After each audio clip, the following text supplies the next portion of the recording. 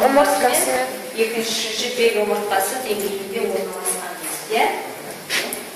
Осы бел маңайының, бүйректің маңайын қарауымыз керек. Екі жағы симметриялы ма емес пе? Қалыпты жағдайда қандай? Симметриялы. Оң жақ, сол жағы симметриялы.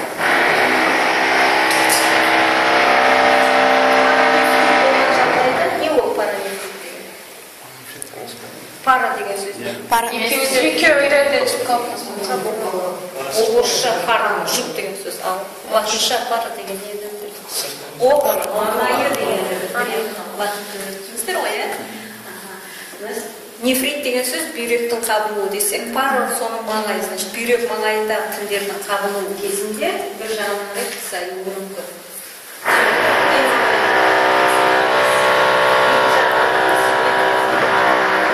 Жергілікті қызару, температурасының жоғарылауы, бөртпелер, өзгеріс көріп тұрған жоқпыз. Қалыпты жағдайда осындай болу керек. Терісінде өзгерістерге қарайсыздар. Әрине, бұлшықеттің миозит кезінде де, ол радикулит кезінде де, люмбалгия дейміз, сондай жағдайларда да оның бір жағына қарай қисаюы да мүмкін. Сколиоз бар болса да бір жағына қисайы, оның бәрі бүйрекке қатысты деп түсінбеуіміз керек. Сіз ары қарай зерттейсіз, соның нәтижесінде өзгерістің неге қатысы бар екенін туралы ойлайсыздар. Бұл бел маңайының характеристері. Енді бүйрекке пальпация, перкуссия, ауысымтарсы жүргізуіміз керек. Бүйректің пальпациясын екі түрлі жағдайда жасауымыз керек. Вертикальді қалыпта тұрғанда және горизонтальді қалыпта. Вертикальді қалыпта бүйрекке пальпация жасаудың артықшылығы бүйрек төмен түскен болса, соны анықтауымызға мүмкіндік бар. Бірақ бұлшықеттің қатаюына байланысты вертикальді қалыпта пресс күшейеді. Пальпацияға доступность қолдың жетуі қиындау. Бірақ нефроптоз бар болса, оны анықтауға мүмкіндігіміз бар. Горизонтальді қалыпта іш жұмсақ болады, пальпацияға жеңілдік бар жасауға, нефроптозды бірақ жатқан күйінде анықтай алмаймыз. Сол себептен екі қалыпта пальпация жасалуы тиіс бүйрекке. Бірінші қазір онда вертикальді қалыптағы пальпацияны жасайық, бір стульяны беріңіздер. Дәрігер ойын жасауы тиіс. Оң жағыңыздан тұрады, өзіңіз отырасыз, жанына жақын тұрады. Сол қолыңыз фиксация, бимануальды жасалады. Бел маңайында қолыңызды қоясыз, жаңа айтқан омыртқалар деңгейінде саусағыңыздың ұшы омыртқа жотасында тұрады, жанның омыртқа жотасының деңгейінде тұрады. Оң қолыңызбен пальпация жасайсыз, алдын жақты өтеміз. Пальпация іштің тік бұлшықетінің сыртқы қыры мен қабырға доғасының қиысқан жерінен 2-3 сантиметр төменірек қойыңыз. 4 саусағыңызды бірге біріктіріп. Біз әлі іштің пальпациясын өткен жоқпыз. Іштің пальпациясында 4 моменті болатын қатпар жасап, бірінші қолды қою, сосын қатпар жасау деп. Бұл жерде қатпар жасалмайды. Тік бұлшықеттің сыртқы қыры мен қабырға доғасының қиысқан жерінен 2-3 сантиметрдей төменірек қолды қоясыз. 4 саусақты біріктіріп. Ешқандай қатпар жасамаймыз. Қолды қойдық, енді демалуын сұраймыз ішпен. Ішпен демаламыз. Шығарамыз, спокойно демаламыз, шығарамыз. Шығаруынды енгіземіз. Бұл ішті бос ұстауға тырысыңыз. Бос. Енді тағы да қайта демаламыз. Осылай еркін демаламыз. Ішті бос ұстауға тырысыңыз. Бос ішпен демаламыз. Шығаруында енгізіп отырамын. Демаламыз. Шығаруында енгізіп отырамын. Екі қолын бір-біріне барынша жақындай түседі, сосын демаламыз. Демалу кезінде мінекей пальпациялаймыз. Қайтадан шығарамыз.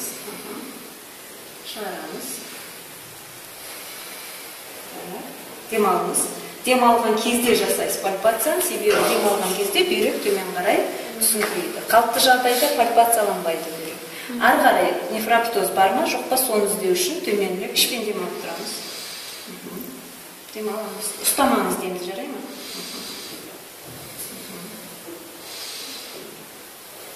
Енгіземіз. 2-3 рет енгіземіз қолымызды барынша, сосын демалған кезінде пальпациялаймыз. Осылай нефроптоз бар жоғын іздейсіздер. Екінші жағынан пальпация жасағанда осылай тұра береді. Тек енді оң қолыңызбенен фиксация жасайсыз. Сол қолыңызбен пальпациялайсыз. Мына жағыңызға өтпей, сөйтіп шатасуға түсінеді. Тік бұлшықтың сыртқы қырын көріп тұрсыздар міне, қабырға доғасына дейін тірелдік, 2 сантиметрдей қолыңызды төменірек қойып қоясыз. Қатпар жасамаймыз дедік. Дем шығаруында енгізе түсеміз. Іштің пресі әрине мешать етіп қолына кіруіне демаламыз. Демалу кезінде пальпациялаймыз. Тағы да жаңағыдай төменірек істейсіздер. Сіз орнында пальпацияланбауы мүмкін, ал ол төмен жетсе, сіз оны іздемесеңіз, оны нефроктозды анықтай алмайсыз. Сол үшін жасауымыз керек. Бұл бүйректің пальпациясына қатысты. Значит, вертикальді қалыпта керісінше, мына жақта оң қолмен пальпациялайсыз, оң жағында, сол қолмен пальпациялайсыз. Горизонтальді қалыпта екі жақтан да оң қолмен пальпация жасаймыз. Аяқ киіміз шешіңіз, жатыңыз просто. Біразыңыз ары қарай өтіңіз, шүкір көріп тұратын. Отыруыңыз. Оң жағынан отыруыңыз керек. Кушетка деңгейінде болу керек. Биіктік әрине біздің студиямыз болған төменде жоғары қарай. Өтіңіздер студенттер біразыңыз ары қарай. Студиямыз пациентіңіздің жамбас деңгейінде болуы тиіс. Асқоту жүйесі өткенде де осыны айтамыз. Ремень қосатыңыз сәл. Тізені сәл бүгеміз. Өкше тиіп тұру керек. Іш бос болады. Сәл шетіне қарай. Осылай жату өтіңіз пациенттеріміз. Қайтадан пальпация жасаймыз бүйрекке. Сол қолыңызды белге қоясыз, жатыңыз. Фиксация үшін бел маңайына қоямыз болды. Ішпен дем аламыз. Жаңа тік бұлшықтың сыртқы қырымен қабырға доғасының қиылысқан жеріне 2 сантиметрдей төменірек болды. Барлық саусақты біріктіріп қоямыз деді. Ішпен дем аламыз. Кеудемен емес, ішті тонпайтыңыз, жарай ма? Ішті вот осылай шығарамыз. Шығаруды енгіземіз. Шығарамыз, енгізе түсеміз. Бос ұстаңыз, ішті бос ұстаңыз. Терең дем аламыз ішпен. Осы кезде пальпациялаймыз. Пальпацияланып тұрған жоқ. Енді белді сәл көтеріңіз, қолымызды ары қарай өткіземіз. Сол қолды фиксацияға ары қарай өткіземіз. Тік бұлшықтың сыртқы қырына каталогиясынан қиылысқан жеріне 2 сантиметр төменірек орналастырамыз деді. Барлық саусақ бір деңгейде. Қатпар жасамаймыз деді. Қолды қойдық. Ішпен дем алып, шығаруында енгіземіз. Ұстап тұрамын. Дем алған кезінде ұстап тұрмын, енгізе түсеміз. Енді дем алған кезінде пальпациялаймыз. Фиксацияны күшейтем астынан қараңыздар, екі қолды, то есть бірге қабырғада түсіру керек. Қалыпты жағдайда анықталмайды дедік, пальпацияланбайды. Нефроптоз кезінде төмен түссе, оның төменгі полюсі бірінші дәрежесінде, екінші дәрежесінде бел жартысына дейінгі, уже толық түссе, үшіншісінде ол уже бүкілімен пальпацияланады. Бүйрек екен пальпацияланған жағдайда қалай білеміз? Ол жерде тұрып қалған нәжіс болудан капростаз деп айтады. Немесе қандай да бір патологиялық түзіліс, онкологиялық опухоль болуы мүмкін. Мысалы, ол да пальпациялануы мүмкін қолымызға, бүйрек сияқты. Тығыздау болып, беті тегіс болып сезіледі бүйрек. Олар кедір-бұдыр болуы мүмкін, тегіс болуы да мүмкін олар. Сондықтан науқасымыздан сұраймыз, егер қолымызға сондай бір түзіліс сезілсе, құсқысы келгендей сезім болған жоқ. Егер бүйрек пальпацияланса, көбінде науқастар сондай сезінуі мүмкін. Подташнивание болуы мүмкін, біртүрлі болуы мүмкін. Соны ескерулеріңіз керек. Бүйрек екеніне көз жеткізу керек. Енді сразу ауырсын нүктелерін көрсетіп жіберейін. Бүйрекке қатысты, несебағарға қатысты ауырсын нүктелері болады. Бүйректе патологиялық жағдай болғанда қандай ол?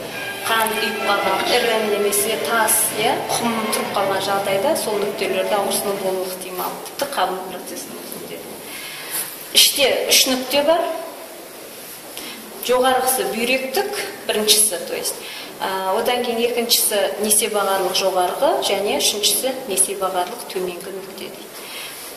Есте сақтау оңай. Тік бұлшықтың сыртқы қыры. Бүйректік нүкте қабырға доғасының төменгі қырларын дейді. қабырға доғасын қосатын деп айтпаңыздар, ол қабырға доғасының бәрі ғой. Қабырға доғасының төменгі қырларын қосатын сызық жүргізгенде, тік бұлшықтың сыртқы қырымен қиылысқан жерінде, бір саусақпен басып тексерем, ауырсына ма? Жоқ дейді. Ауырсынса, егерде осы жерлерде не оң жағынан, не сол жағынан, тіпті екі жақтан да ауыруы мүмкін. Онда ол бүйректегі патологиялық процесті білдіреді. Значит, төменгі қырларын қосатын сызықпен тік бұлшықтың сыртқы қиылысының қиылысқан жері. Кітапта сіздерде одан шекерек көрсетіп қойған, ол қате болды. Екінші нүкте, кіндік деңгейінде көлденең сызық жүргізгенде, мінекей, кіндік деңгейінде тік бұлшықтың сыртқы қырымен қиылысқан жерінде. Жоғарғы несебағарлық нүкте ауырсына ма? Жоқ дейді. Енді төменгі несебағарлық нүкте ол спина илиак anterior superior дейміз, не ол? Мықын сүйегінің алдыңғы жоғарғы өскіні, осыны қосатын сызық жүргізгенде, осы сызықпен тік бұлшықтың сыртқы қырының қиылысқан жерінде. Бұл несебағарлық қуыққа келіп қосылатын жері почти. Ауырсына ма? Жоқ. Осылай бір саусақпен басып тексересіздер. Бұл іштегі ауырсының нүктелері. Енді отыра қойыңыз. Белде 12. Сол арқырай болып отырасыз ба, или жаңа күйінде отырасыз ба, бәріне көрінетін? Онда былай отырасыз. 12-ші қабырғаның ұшы бос жатқан қабырға, 12-ші қабырғаның төменгі қырымен белдегі ұзын бұлшықеттің қиылысқан жері. Ұзын бұлшықетті көріп тұрсыздар ғой, сыртқы қырын көріп тұрсыздар ғой, сонымен қиылысқан жерінде. Бүйректік нүкте бұл, ауырсының нүктесі. 12-ші қабырғаның төменгі қырымен ұзын бұлшықеттің қиылысқан жері. Ауырсына ма? Деп сұрайсыз, жоқ дейді, ауырсынбайды. Енді жата қойыңыз. Жоқ, шалқаңыздан. Ана естіп ілініп қала беремен, мені өзі.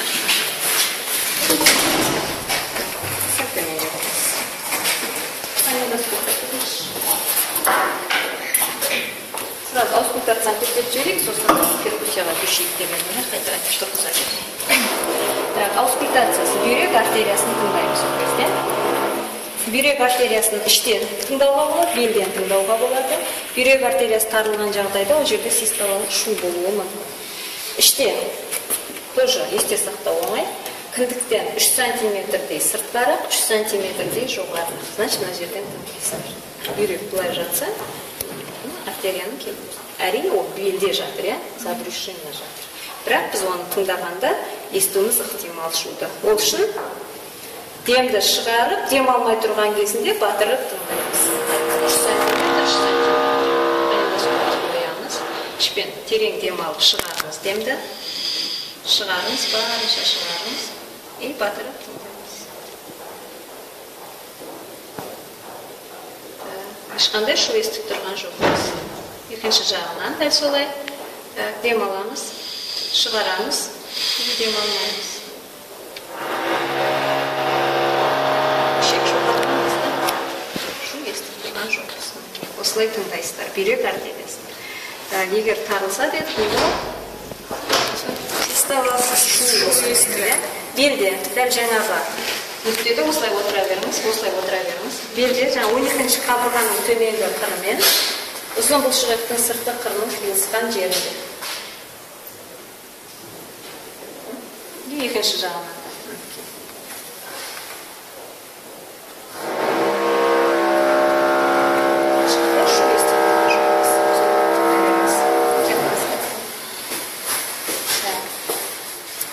Бүйректің перкуссиясында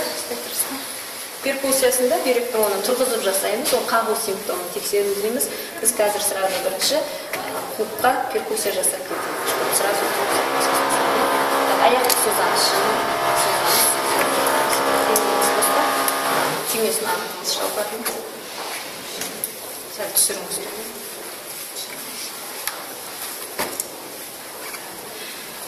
Қуықтың деңгейінің қай жерде болуы неге байланысты? Әрине, сұйықтыққа байланысты ішіндегі. Ол максимально толса, ол кіндік деңгейіне дейін жетуі мүмкін. Сол себептен оның перкуссиясын жасап бірінші деңгейін анықтап аламыз, сосын барып пальпация аламыз. Егерде сұйықтық болмаса, оның үшін ол қасақа сүйектің астында жатады. Сондықтан перкуссияда іште қандай дыбыс болады? Қандай жағдайда? Дабыл дыбыс. дабыл дыбыстан сұйықтық ол қандай дыбыс береді? Тұйық дыбыс береді. Значит, тұйық дыбысқа жеткенше перкуссия жасаймыз.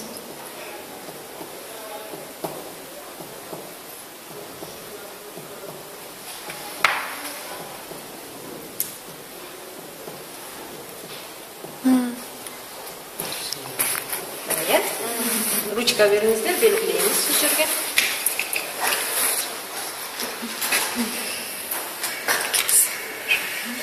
Келген жағымыздан белгілейміз, барлық уақытта. Келген жағымыздан белгілейміз. Енді осы жерге қолымызды қойып пальпациялаймыз. Бұл жерде 4 моментін сақтаймыз уже. Ішке пальпация жасалып 4 моментін сақтаймыз. Бірінші момент қолды қою. 4 саусақты біріктіріп, бір деңгейде қолды қойдық. Тізені енді шамал бүгеміз. Іш бос болу керек. Екеуінде болады осылай бүгеміз. Перкуссия жасап анықтап алды. Қолды қоямыз. Бірінші момент. Екінші момент қатпар жасаймыз. Алға қарай, саусағымыздың алдына қарай. Үшінші момент. Енгізіп отырамыз әр дем шығуында. Ішпен дем аламыз. Шығарамыз. Шығарамыз. Енді сырғыту жасаймыз 4-ші момент. Сырғыту үстінен ары бері сырғытасыз. Беті жұмсақ, беті тегіс, өзі жұмсақ. То есть ішінде сұйықтық біз басқанда ары бері жылжып жатыр. Ауырсын?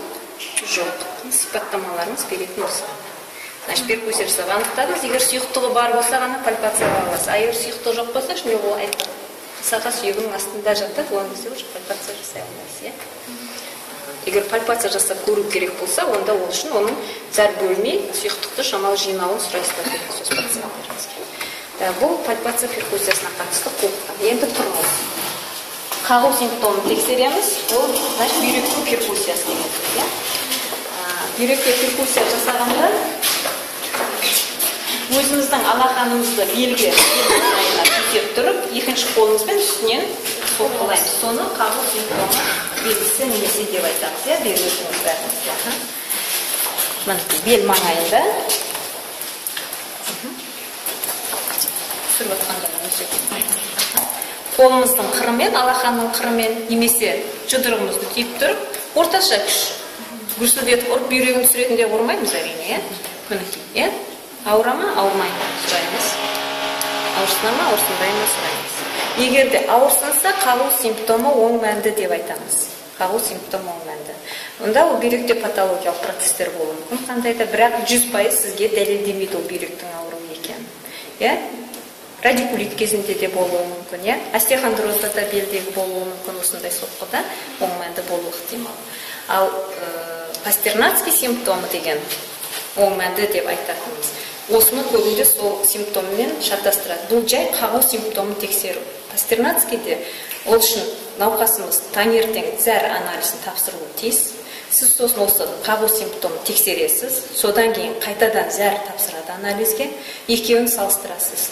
Бастапқыдағы зәрде эритроцит жоқ болып, қағу симптомнан кейін жасағанда эритроцит пайда болса, пастернацкий симптом оң мәнді. Немесе бастапқы анализде 1-2 эритроцит болды, сіз симптом тексердіңіз, қайтадан анализ алдыңыз, ода ол көбейсе 3-4-5 ары қарай. Онда пастернацкий сынамасы оң мәнді болады, сынамасы емен. Түсінікті ма? Просто қағу симптом тексеріп, пастернацкий сынамасы оң мәнді деп айтуға болмайды. Қағу симптомы ол кезде тұр. Все, сұрақ бар ма? Сұрақ жоқ болса, осы белгілерді пальпация жасауды қазір дайындалыңыздар. Уақыт сағат 1-ге дейін. 1-де